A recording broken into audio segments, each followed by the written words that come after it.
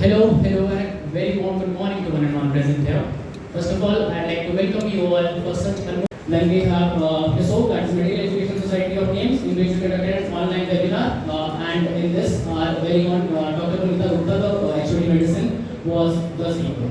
This is with the American Association of Physicians of Indian Origin, that is ARPI, Indian Resuscitation Council Federation, Association of Emergency Medicine Educators, AEME, Indian Society of Lifestyle Medicine, national chapters, 500 projects across 250 colleges and over 60 plus workshops. We are accredited as a registered NGO. I'd like to give a word about what is GIMS, the organization who is behind this initiative. GIMS, that is Global Association of Indian Medical Students, is a non-political student-led organization. Cancer एक बहुत बड़ी problem है दुनिया में।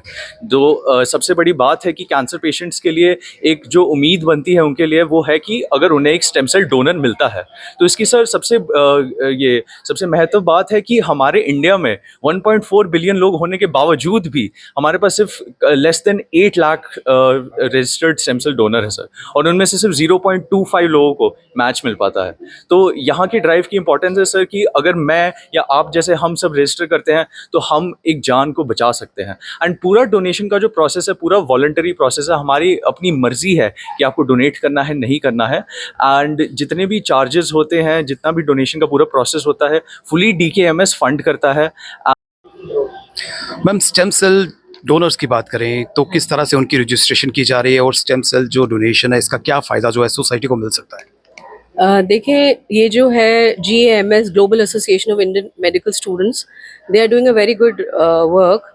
Stem cell donors identify कर रहे हैं हम लोग, ताकि हमारी वेरियस ब्लड कैंसर्स हैं, लिम्फोमास हैं, थैलेसीमियाज हैं, मैनी अदर डिजीज़ जिसके लिए हमें स्टेम सेल ट्रांसप्लांट चाहिए होता है।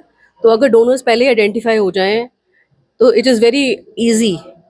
And also we have just about 8 lakh donors. हमारे हिंदुस्तान में सिर्फ 8 रजिस्ट्री में 8 लाख लोग ही रजिस्टर्ड हैं, जबकि the number is much more in developed countries.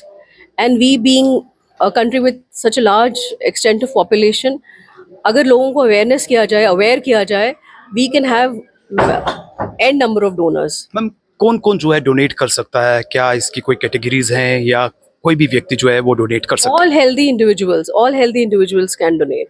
Basically आपने एक ओरल स्वैब लेना है माउथ से ना, सो उसके बाद आइडेंटिफाई हो जाता है। एंड देन जब ज़रूरत पड़े that person can be identified, and then उसके बाद स्टेम सेल हार्वेस्ट कर लेते हैं। One of the most safest, and it is, आप कहें कि जब कोई चीज़ काम नहीं कर रही है तो स्टेम सेल काम करते हैं। जब हर तरफ से लोग हताश हो जाते हैं कि अभी कोई इलाज नहीं है हमारी बीमारी का, तो फाइनली हम कहते हैं कि स्टेम सेल ट्रांसप्लांट करें आप। क्या अपील रही? तो ज़्यादा से ज़्यादा हम लोग आज ओरल स्वाब्स कलेक्ट कर सकें ताकि वो HLA टेस्टिंग के लिए जा सकें। HLA टेस्टिंग क्या होता है, वो इससे हमें ये पता लगेगा कि वहाँ पे जितने भी हमारे पास ब्लड कैंसर की पेशेंट्स हैं उनका किसी के साथ हमारा ओरल स्वाब के साथ टेस्ट हो पा रहा है या नहीं हो रहा है।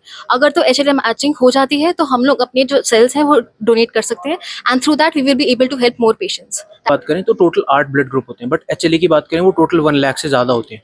तो वो मैच करना बहुत ही हार्ड होता है, इसलिए वो HLA मैचिंग काफ़ी कम हो पाती है। इसलिए वो बहुत एक यूनिक चीज़ है, तभी जितने ज़्यादा पार्टिसिपेंट्स होंगे उतना फ़ायदा है।